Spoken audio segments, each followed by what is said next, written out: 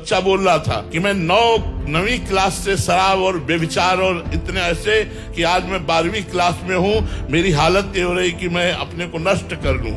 ये एक बच्चे की नहीं, हजारों बच्चों की ये स्थिति है। क्यों? अध्यात्म का ज्ञान नहीं है। माता पिता को खुद ज्ञान नहीं अध्यात्म का, तो उनको क्या शिक्षा दे? टीचर अगर डांट लगावे तो माता पिता उनको रोकते हैं, तो नए बच्चे मनमानी आचरण करके आज गंदे आचरणों की तरफ बढ़ते चले जा रहे हैं। आप देखिए हमारे छोटे छोटे बच्चे जिनका जीवन ब्रह्मचर्य में होना चाहिए, जिनका जीवन विनयात्मक होना चाहिए, वो माता पिता से अवहेलनात्मक बातें करते हैं। वो समाज में वही हिंसक प्रवृत्ति धारण करते हैं, क्योंकि अब उन्हें ड्रग्स चाहिए। तो कोई माई बहन जा रही है, स्वर्ण की जंजीर पहने खींचा और अपना काम चलाया, वो मरे मरे, कोई मतलब नहीं रह गया। तो आजकल अध्यात्म के बिना जो हमारे नए समाज की नई पीढ़ी की हालत बिगड़ रही है, वो अध्यात्म से ही सुधरेगी, बिना अध्यात्म के नहीं।